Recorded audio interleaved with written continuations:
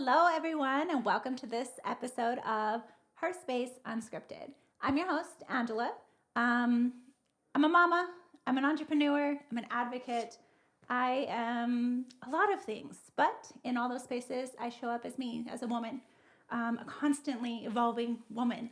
And so that's what this is for. This podcast is for us constantly evolving women to come into a space and tell our stories, speak our truth, struggle, celebrate, all the things. So if that sounds like where you want to be, you're in the right place. Let's take up some space. Today, we are going to be talking about hyper-independence. Ooh, that's a big, fun word. I think that a lot of people hear that word and they think it stems from a place of empowerment, right? But most of the time, it stems from a place of survival. My guest today knows that all too well. So I'm so excited to have Miss Tara Oliver joining us today. She is a mama. Mm-hmm. She is a self-made woman doing some crazy cool shit. I go all the way. All the way. That is one thing I know about you, is that we go big or go home, mm-hmm. right? We always do. Definitely. But, you know, that hyper-independence word. So you and I were having a conversation the other day in the office. We work together. Yes.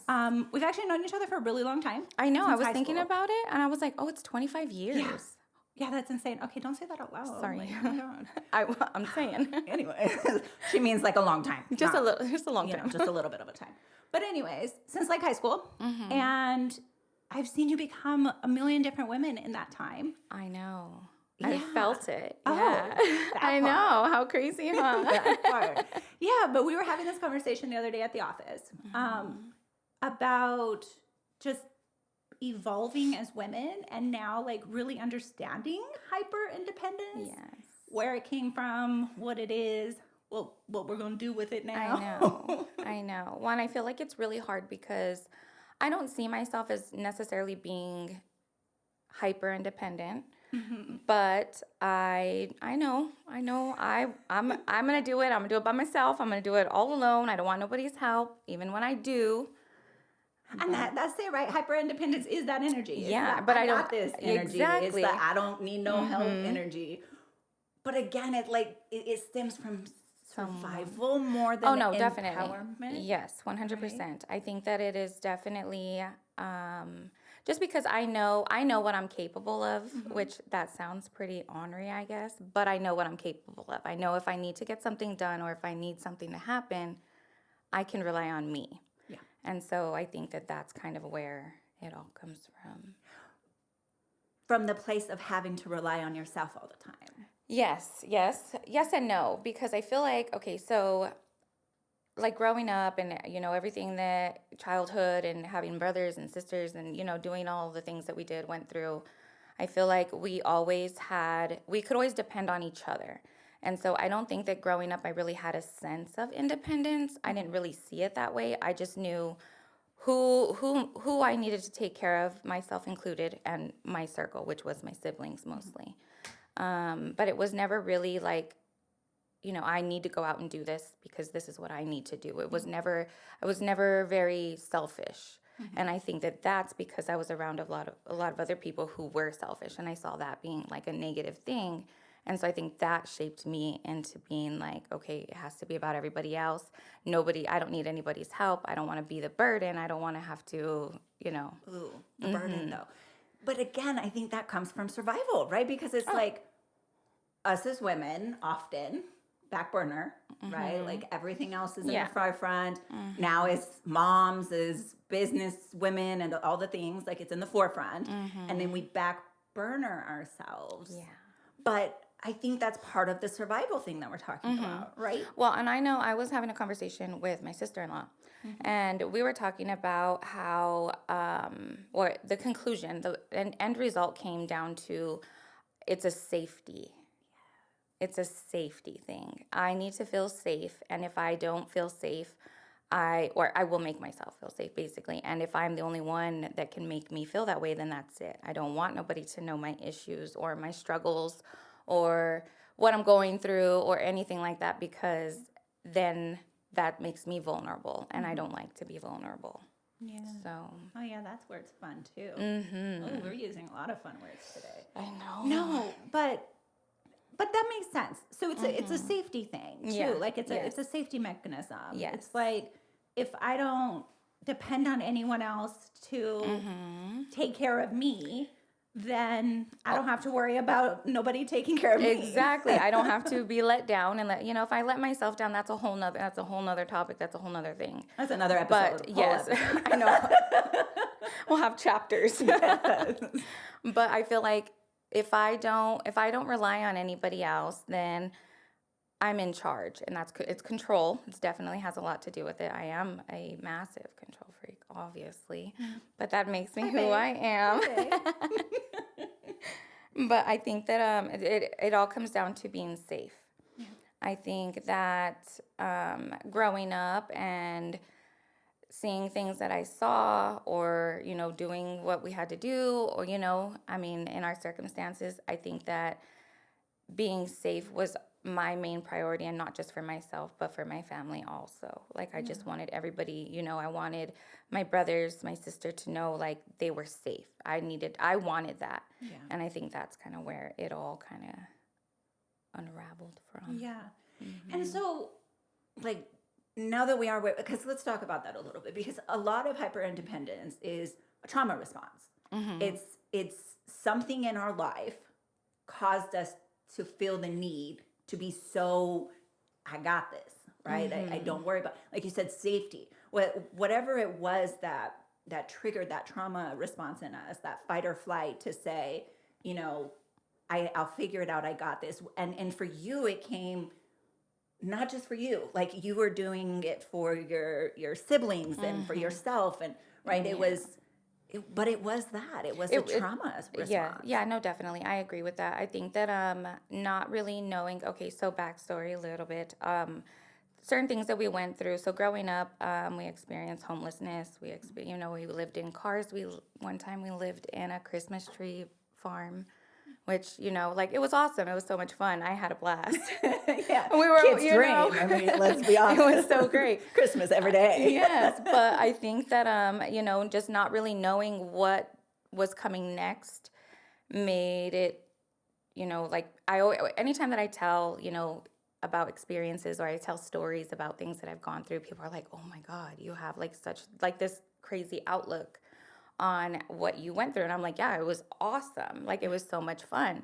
We had each other. Yeah, we didn't know where we were going to sleep, later, but we had each other always. And I think that that's what made, my circle is so profound in my life. I think that if you are mine, you are mine, to the core. And I become protective, and I become, I will do anything, even when it means putting me over there and you over here and you're right here, and the back burner thing. But I think that's kind of where, just thinking about all this, knowing that this was coming up, I was like, dang, maybe I am a little fucked up. Shoot. Oh no. Well, dang. I know. Looking back, I guess that might not have been very normal. Yeah. And so I think that that's where a lot of my responses, even now to this day, I mean, obviously my life has changed. I mean, literally a 360, it has literally, I'm okay. I know that I'm going to eat later. I know where I'm going to go to bed later. I know my kids have clothes. I know that, my electricity is my electricity. I'm not, stealing it from the neighbors. You know what I mean? It's that kind of thing. Yeah. And so I think that, but even still, those traits, I guess, they're stuck. They're a part of me.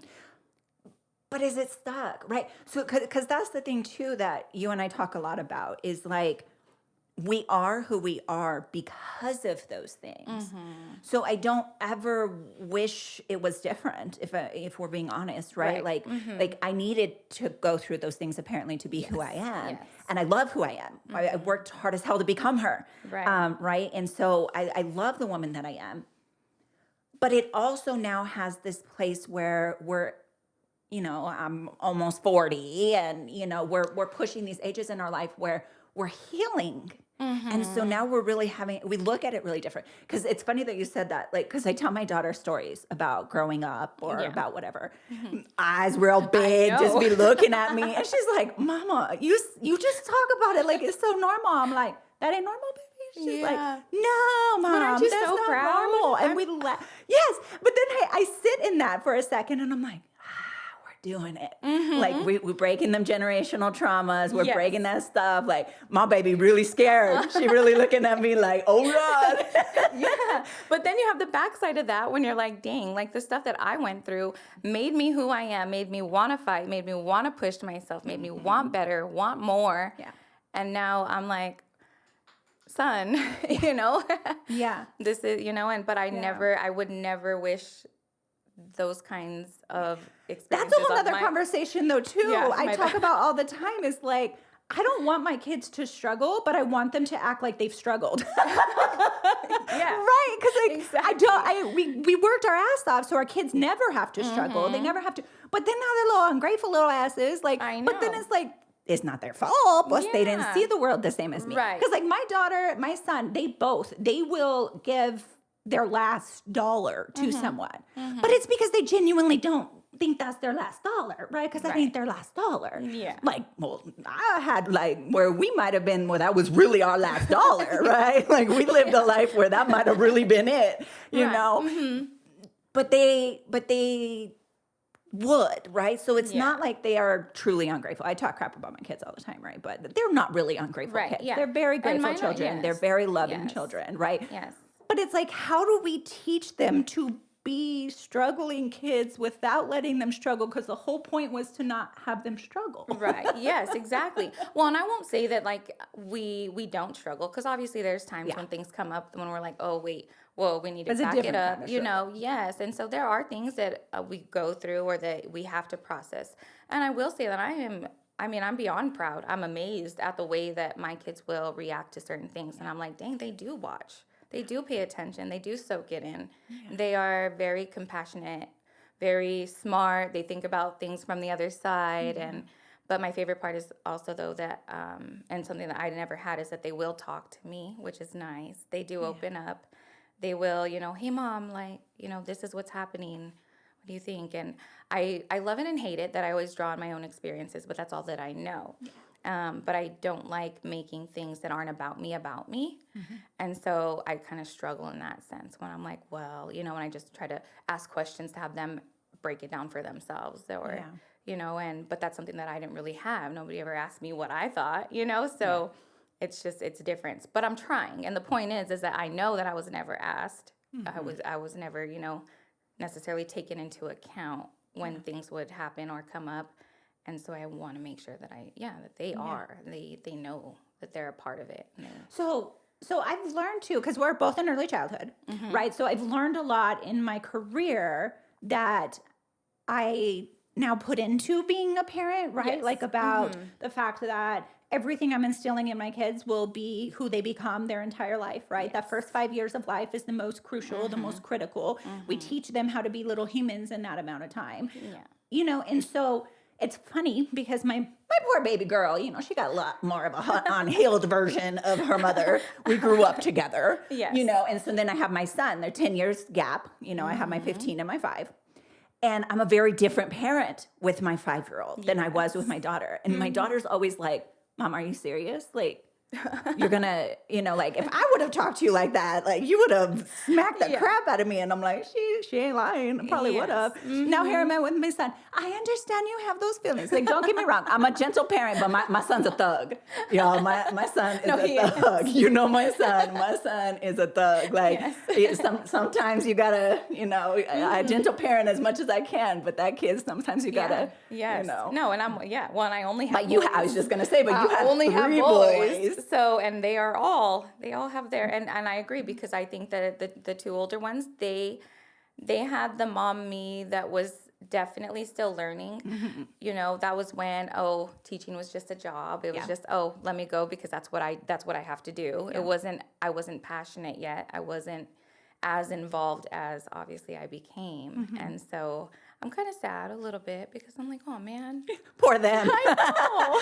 I did tell my daughter too. I'm like, girl, I know. Like, I know. I'm But look, I'm sorry. trying to make up for it now. Like, I remember when she was younger, like, perfect attendance. Like, I used to stress my poor kid out. Now I'm like, oh, mental health. The school calls and they're like, your daughter has 9 missed absences this semester. I'm like, yeah, we believe in mental health days, bro. Like, she got straight A's. She's chilling. Like, we're good. Yes. Leave us alone. And but my I mom's understand. like, you would never, Mom. Back in the day, you would never, but she's not lying. Yeah. As I've grown and I've healed and I've learned in my career and in just normal spaces in life about mental health and different things, right? Like, I really have like become a different parent. Yeah. Well, that and that. Okay. So yeah, exactly. I mean, the 2 older ones, they would, get every 9 weeks or whatever it was, would get that little certificate, perfect attendance. And now I'm, pulling my baby out of school to go have lunch. Yes. Like, what? Yes. But this all like really circles back to, like our hyper independence as we're healing is changing. You know what I think it is though, and because I have to justify it with myself, especially, it comes up, from, when I have to think, am I really pulling him out of school just to go have lunch? But then I'm like, yes, I am. Yeah. Because it's not just school is always there. Yes, it's what we have to do.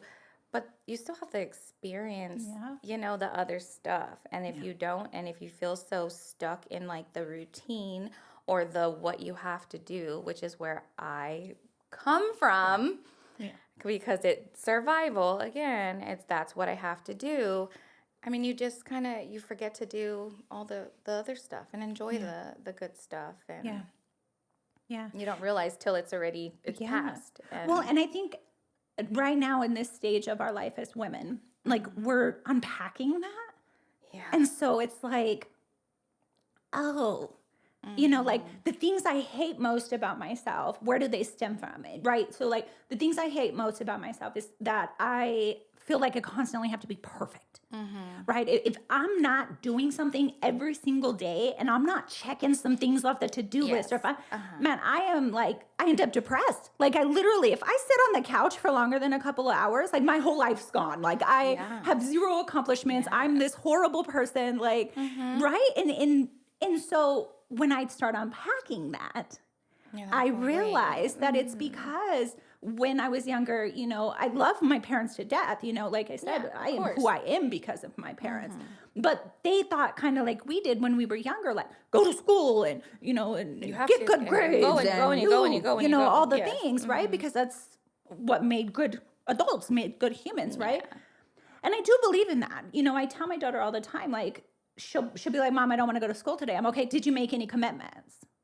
Do you have any responsibility today? And she's like, no, I'm good. I did this and this and this or X, Y, and Z. And now she'll tell me, even last Friday. So we went on Mijo's pre-K field trip. She was devastated because she couldn't come. But she knew she had reviews for finals that day. And she's like, Mom, my responsibility comes first. I have, I have you're to like, go. you go, girl. And I'm like, you're right. You do. You'll have, there'll be a next time, But so again, she'll wake up and miss 5 days every month of school just because she doesn't want to get up. But she understands commitment, right? Commitment and responsibility. And that's Are you a getting the win. grades? That's the win. But as the mom, as the adult, as the woman, the almost 40-year-old woman, I still can't do that shit. I still wake up and I'm like, but it's exciting to see that as I'm unpacking it, I'm learning and I'm putting that into that space for my baby girl and my son, right? Letting them know that figure it out. it is okay. Yeah, I know. But the world's different now too. And so, That's true. I know, obviously I missed a lot of school.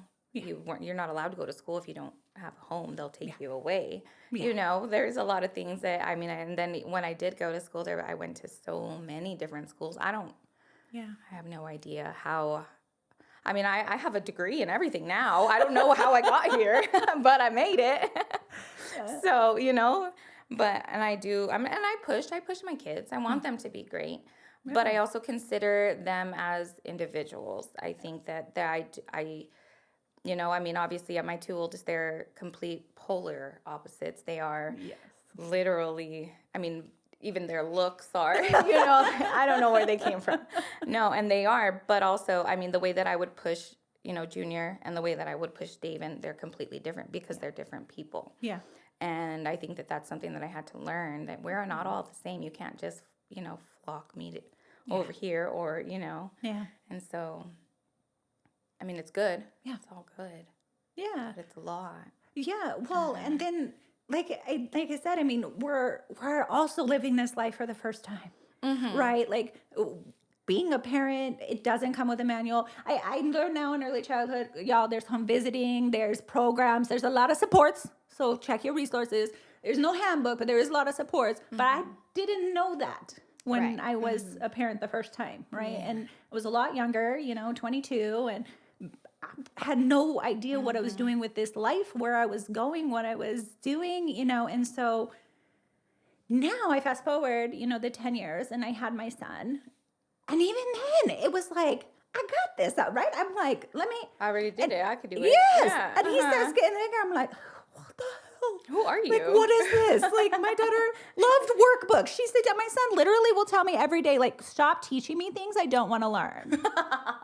I can hear him. He dead ass tells me all the time.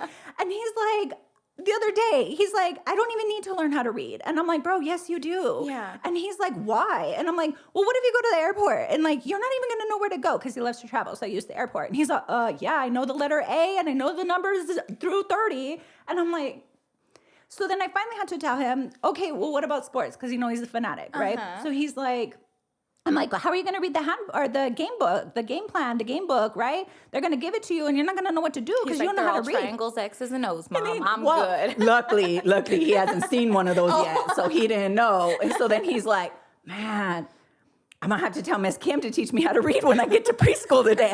And I'm like, but for him, it's just so different. They're polar opposites, these kids. I had to teach my son how to learn his colors with footballs and hula hoops, different color hula hoops. Because sitting down and teaching that child anything is never going to happen. Never.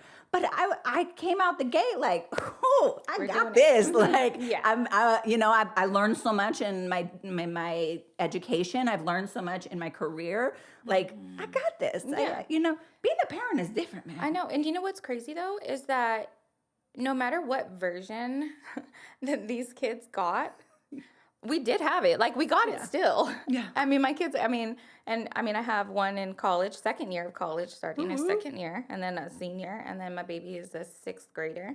And so, but I did it for all of them. I mean, not alone, obviously, but I mean, I did my part, and they all got me. Yeah. So. Yeah. Yeah, exactly. I showed up for my kids. I mean, and that's the thing that I love I seen this thing the other day that said, like, parenting is only hard for good parents, right? And so it's like... That's deep. Yeah. And so I was like, oh, okay, so the fact that I am feeling like I fail at this every freaking day, and it terrifies me that I'm going to screw up my kids, it actually makes me a good parent. Like, cool. Like, I guess I'm onto something. But like you said, no matter what, I always show up for my kids. And I think... But that's part of the hyper-independence part that I'm talking about, though, is because I show up in all those spaces, but I take it on, like, right? Like, it's always, I got this. I don't need help. I can figure it out. And, it's a lot for us as women to constantly live in that space and to constantly have that energy of, it's all on me. But again, sometimes it is all on me. Yes. And then, like I said, knowing that this conversation was coming, having to think about like, okay, well, why why is it all on me? It's not necessarily all on me. I know that they have other people, they have their dad, they have their my family, friends, we have everybody. But I don't see everybody. I see what I gotta do and how I'm gonna do it. And oh my gosh, I'm so tired, or I'm hurting, or I'm going through this. But it has to wait because I have to go over here and do this, or And I struggle. I struggle with having to prioritize anything that is for me anything that is for, like they always come first, as they should. Or maybe, maybe I should come. I don't know. Who knows? We do know. Well, yeah, but we do know, because you how? can't be a good mom unless you're good here. Yeah. Right? Like the better woman you are is you get to show up in all the spaces better. And I'm learning that slowly but surely. I really am learning that. And it feels so wrong. And Yeah. it feels so selfish. Yes. And it feels so ugly. Like I remember, so there was a weekend not too long back that my son had he had a football game, but no baseball, no basketball. My son plays everything. His schedule's more intense than I. But that one weekend, he only had a football game. And I had been nonstop working, nonstop all over the place, right? And I said, you know what? I'm going to take the weekend to myself. I'm going to go up to Colorado. I'm going to spend time at the Springs. Do you know how much, like, I literally was driving and I was crying because I'm like, what a horrible mom. Yeah. Like, what a horrible mom I am. Like, I am literally going to miss my son's freaking football game because I want to go have a minute to myself. Yeah. Like, what is that? Like, and I literally had to sit in those moments and be like, no. Like, one football game out of all the 40, 50 games that you're going to have this month is not the end of the world. Right. Your son knows you still show up for him. Your son knows you still love him. It's not, but if you can't take care of you, you're not showing up for them the way that you can. Yeah, no, I 100% understand that. I actually just told Junior, I think yesterday. So I took the trip to Florida last year. And I told him that as soon as I stepped foot on the beach, like I just looked out like at the waves and the sun, and I just started crying. Yeah. And he was like, "Why? Because it was pretty." And I was like, "Yeah, babe." No, because you guys weren't there with me. Like I went with girls. Like it was a girls' trip. It was for my new sister-in-law. Like it was for I did it, and it was selfish. And he was like, and I'm like, yeah, you won't get it, kid. Like you won't. I'm sorry, but I did. I had my moment, and I did, and I just stood there looking out into nothing. Yeah. And I just I checked myself, of course, because I wasn't gonna let it overwhelm me or make it to where I wasn't gonna enjoy myself. But I did have to take my minute. You checked yourself though. Yes. So what does that mean? Because I think that's part of this too, right? Is now that we're growing, we do find a way to check ourselves, or like to remind ourselves that it wasn't selfish and it was okay and it was necessary. You do deserve it. So what does that mean to check yourself? Like what do you do? Just tell myself, just be like, no, you're fine. You can do this. You made it happen. You're here. They're okay. And they're okay. And they are, but I feel like it all comes back, because not having somebody or something, or I guess all the things, not feeling taken care of, I guess,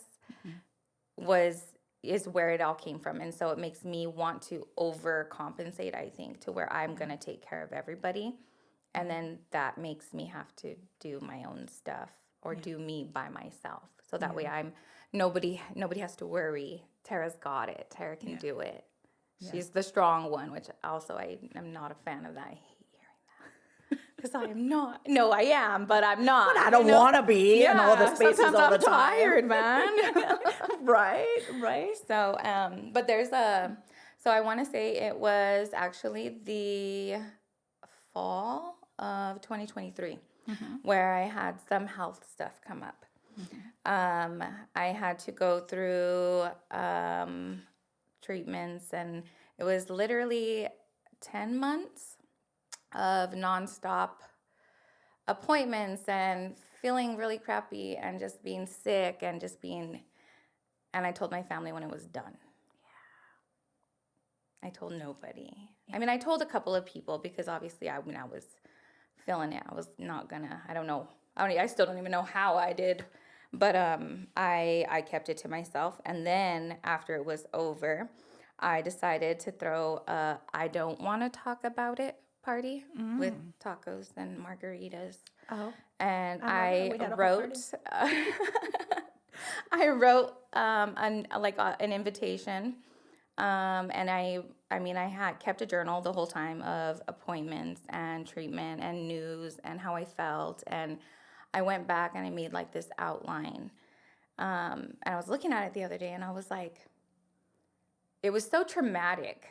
The whole experience itself was so deep and ugly and rocky and raw, and it was bad, you know?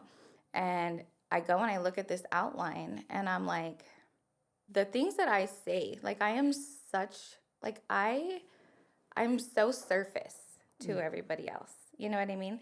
Like looking back at it now, so I know what it felt like to go through.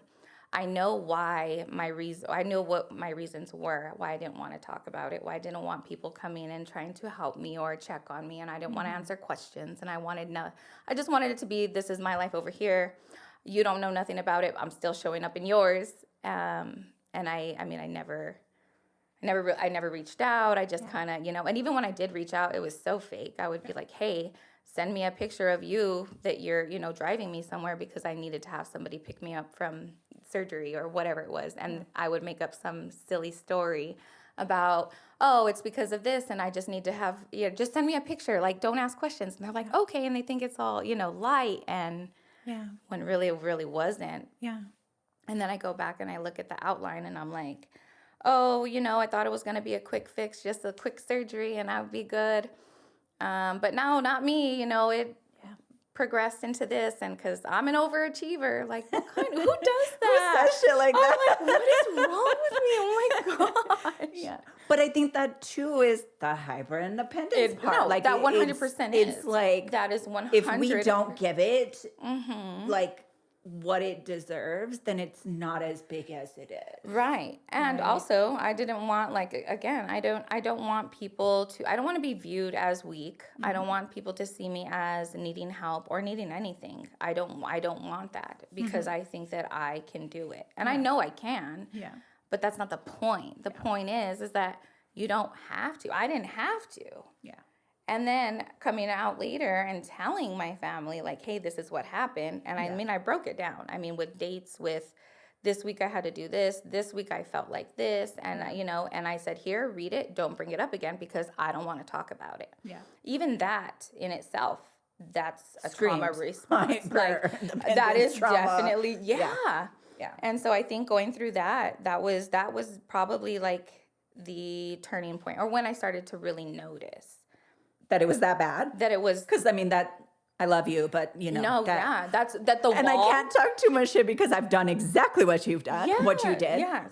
But it is. That is awful. Like, that's a whole nother level of, like, I got me, like. And it came so natural. Yeah, it was Like, just it was what I did. more It natural was- to you to hide that shit for 10 months than it was to share it with someone. Yeah, I know. How bad is that? So that's your turning point. And I love hearing you say that, because I want to give you those kudos. And I want to make sure you hear that when I say that I see your growth. Like, when you and I talk and you and I have, like, we've both acknowledged that it was bad. Like, at one point, it was like a whole other level of bad. I know. But we're working on it. I mean, is it still a thing? Absolutely. But 100%. Yes, I know. I mean, I know. But the fact that we're so self-aware now. And I can recognize it. That's huge in itself, because, I mean, obviously, like, I'm me. You're not going to tell me what, what's wrong with me. I'm fine. I'm good. I can do it. And I'm just like, well, but I didn't have to. That's the thing. I don't have to. Yeah. And honestly, it's a lot too. Yeah. I mean, it's stressful. It's heavy. It's a lot too. Yeah. So it's not even that, like, I just need to recognize that I don't have to. No, like, I need to recognize what it's doing to me. Because it's extremely stressful. We're both single, right? So that, like, in itself is extremely difficult to be hyper dependent and dating. Yeah. Well, yeah. So Yeah. So like it's showing up in all the spaces. Like it's showing up in all the spaces of my life. It's showing up as a parent. It's showing up as, in my work. It's showing up in my, dating life. It's I just, know. it's Well, see, and I don't heavy. even know how to do that. I don't even know how to, you know what I mean? Like what? Me neither. What do you mean tell you my problems? Yeah. What? No. Yeah. No, I'm like, thanks. no, I got a therapist, bro. We're good. Okay. I got Angela. Yes, but seriously though, like it's figuring out how my hyper independence shows up in all these spaces. Yes. And what I want to do about it. Because sometimes I'm okay with the I got it energy. Yes. Like in some spaces, like I'm completely fine with it. I think one of those spaces is my kids. Like I'm not quite sure I will ever not have that energy with my kids. Like, because I don't ever want to not feel like I'm showing up for them. And so I'm not sure I'll ever be any different, like with my kids. But I genuinely am okay with that. Yeah.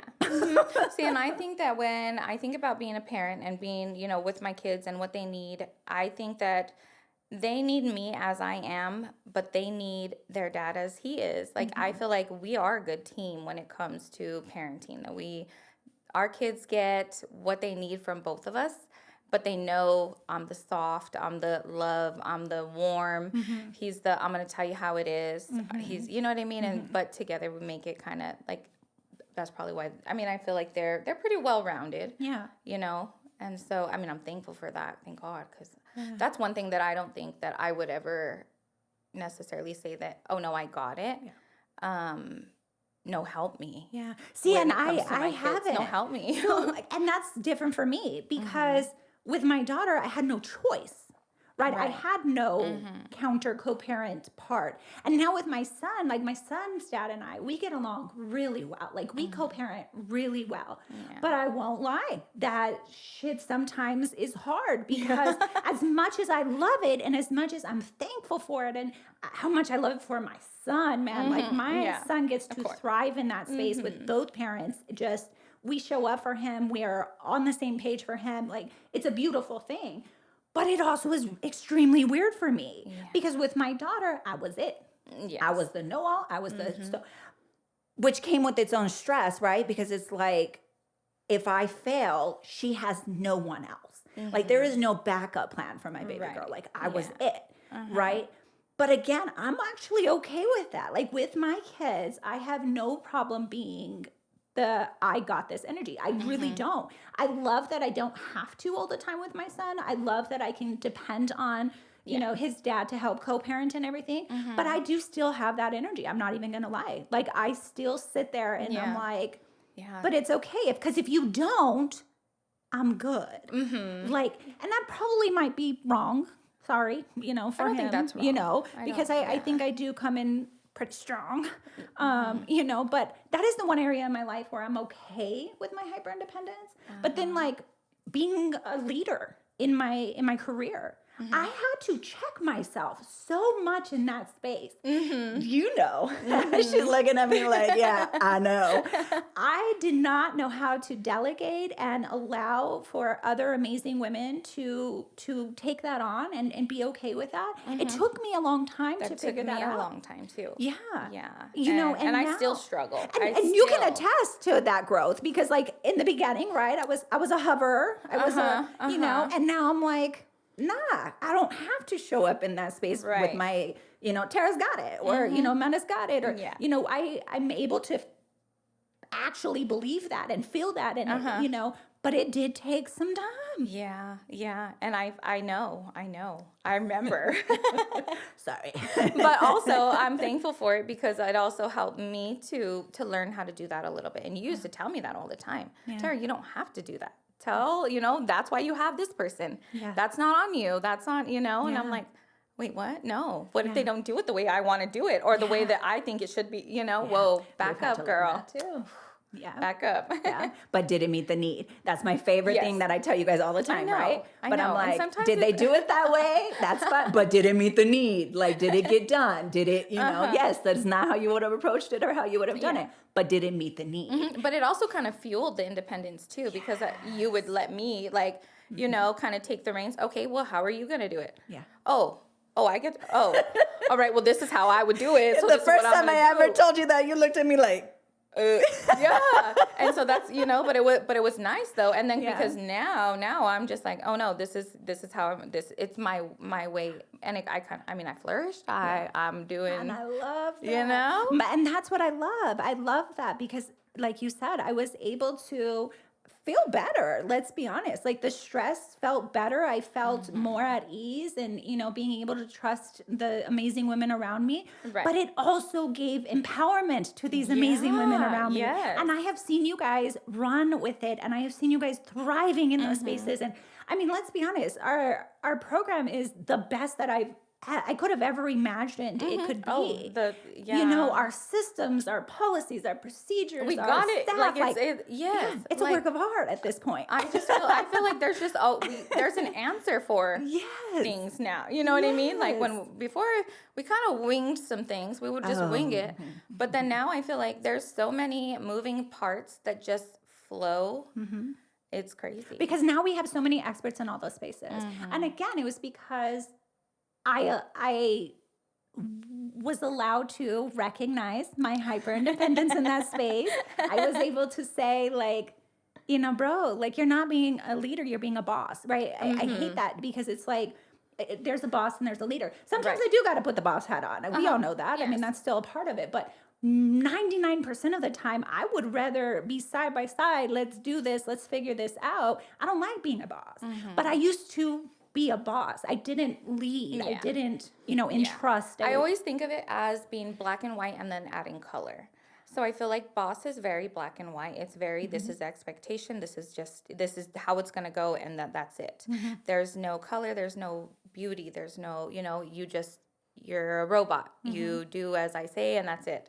And then being a leader though is all the color. I love that. All the pretty stuff.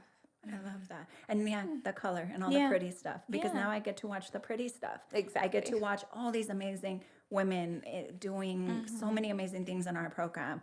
And we're allowing them to be empowered to do that because they are amazing. And when I was a boss, I didn't get to see all the color. We didn't see it. I didn't get to see all the color. And now yeah. it's beautiful and it's bright. And I love that. But again, it came from the fact that, I had to check myself. Yeah. Like you said earlier, I had to check myself. I had to see how I was the one preventing all of, our program and all these amazing women and you and all these spaces from really thriving because of my hyper independence, because of my mindset, because of my, need for control, I got this, I need to have my hand in every cookie jar, on every pencil, every pen in this place, know, and so, that's the other place where I'm very glad, like I have moments still where, but that one's actually become a lot easier. And I think it's become so easy because I've been able to see all of you guys thrive so much. And so now it's just exciting. I'm like, you guys come to me with a problem. I'm like, so how are we going to fix it? Like, I have no answers anymore. Like, I'm just like, we figure it so out. what are we doing, guys? Yeah, pretty much, but that's great. I mean, that's awesome. I think that's a goal end game, like a good, you know what I mean? Like that's right, we made it. Yeah, exactly. I love that. Yeah. But then in the other areas of my life, right, I still am having to navigate and having to figure it out. And I think one of the biggest ones lately, so I bossed up too hard, right, for a really long time. And I didn't date. I didn't, I wasn't focused on that. I was being a mama. I was building my career. I was doing all of that. And so dating wasn't a thing. I didn't really, now I'm like, you getting a little old there, girl. Like, but no, I am traveling a lot more. I'm doing that. I'm like, it'd be cool to share this with somebody. Like, it'd be nice. So I'm like, maybe I'll start dating again. Yeah. And then I had to sit my ass down because I'm like, first first of all, like, the pool, it's a little shallow. The pool a little shallow, y'all. Well, see, and I think that, okay, when it comes to, dating or even just trying to make something out of nothing, I guess. Or maybe that's just my view. Yeah. Maybe I'm just not there yet. I don't really know. But I I thought have that no too. time. I have no patience. Like, I don't want to. Yeah. And I think, I don't know if it's a stage. I really don't know. Yeah. But like, I'm busy over here doing me. Like, I don't See, want and I want to now. Like, I'm in a place where I want to now. And I could make time. I believe you make time for everything you want, right? Like, you really do. You Yes, make time for yes. what you want. Uh-huh. So I know I could make time. I want to, but I'm not dating because, or I'm not, how do I say this? Like, I don't want to be in a relationship because I want to be in a relationship. Gotcha. So it's not like I'm like, oh, I went on this date and now this is my man. Like, no, like that's not a thing to me, right? Like, I think just like everything else in my life, it's probably going to just happen. It's going to be organic. It's just going to come, but I want to be ready for it. And I think the healing part of me is I feel like I'm in a really good place, but now I think I screwed myself even more. Do you know how hard it is for a healed person to date in an unhealed world? My God. Yeah. Like, I'm not saying I'm healed by any means, but I definitely am on the other side of healing. Yeah, you've than progressed. most people. And so I'm like, I sit in some of these spaces and I'm like, oh Yeah. God, like this Well, see, guy and I needs think- to go to yeah. therapy like I did for, and he need to figure out some shit. Like, his attachment style is shining bright. Like, here I am with all these. And it's hard. No. My therapist be laughing, girl, because I be coming to therapy like, do you need clients? Because, like, I know somebody. No, see, and I don't think, and that's probably because I am still, and I've still got work to do. Yeah. And I think that when you're in a relationship, you have to share the reins. And I mean, I'm working on it, but like, I'm not ready. Yeah. No. My responsibilities are mine and they're mine alone still. Even when, because at the end of the day, I still have a job to do. I still have people to take care of. And, I have to do the things, which it keeps me focused. It keeps me going. But I am learning to let go and be at least flexible in the space. I think that's a good word because I'm not turning corners here. That's not the way that I don't operate that way. It's like I'm more fluid, long, long cul-de-sac, very deep cul-de-sac. all the way around. I have to be. I'm learning to be flexible. I am learning. I do reach out to just a handful of people, but at least I do that. Yeah. And so that's new. Yeah. And again, back to the safety thing. If I feel safe with you, then I feel that I can when needed. I think that's a big part of the dating thing too, Safety? though. It's the safety part. Because I am in a space where, despite how independent I am in life, like, I want a man to come in and let me not think about some shit for a while. Yeah. Right? Like, I want somebody to come in and be like, baby, I got it. And yes, I could have got it. Because guess what? I've got it for 37 years. I got me. But I don't want to have to get me all the time. Yeah. I genuinely want a man to come in and say, baby, I got it. And for me to feel safe enough and trusting enough to say, go ahead, baby. You know what? My goal is to, and not necessarily like dating, just any relationship. I would love to be in a space within myself and in, whoever I'm around, to just be able to turn it off. I just want to be able to turn it off now and then. I don't want to set anything down. I don't want to unload. I don't need you to, just let me turn it off for a little while. Because that's something that I don't know. I'm learning. I'm learning how to do. Yeah. I It think feels good. Yeah. Oh, it feels good. It feels so good. That's what I want. Yeah. That's what I'm looking for. That's my only. I just want to be able to turn it off sometimes. Yeah. And by it, I mean whatever it is at the time. My head or whatever. My responsibilities. It doesn't matter. But I think that I deserve a break, and everybody deserves a break. And so when I find that, that's gonna be. Yeah. That's what I want. You don't gotta take care of me, but like let me turn it off for a little bit, Yeah. Well, and I think that the mindset change, though, that I was talking about is the mindset change. Because, in any relationship, like you said, and I only speak to dating still as being one of those places where my hyper independence shines so bright, and I still have work to do in that space. because like in other relationships in my life, I have gotten to the point where I can turn it off and I can check myself and I can, I can really lean in and lean on and, when needed. And so, but that space where it's like, how do because I think you just said it. You said where I can turn it off and not necessarily depend on somebody. Right. But I think that's part of the problem. It's Maybe. the mindset.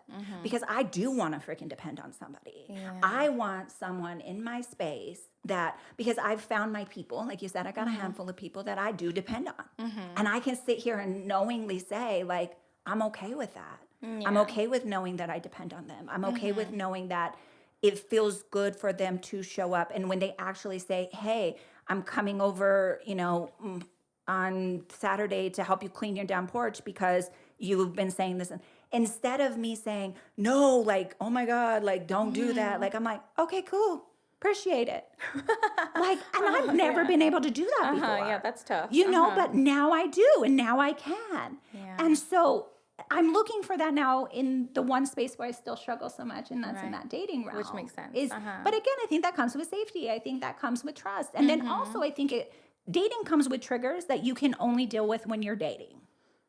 Yeah. Right? Like dating, relationships, it comes with triggers that you can only deal with when you're in it and you're doing it and you're trying to figure it out. Right. And so finding that person that you guys can do it together, you can unpack together, you can heal together, but coming in as a healed person and again, I'm not healed completely. Right.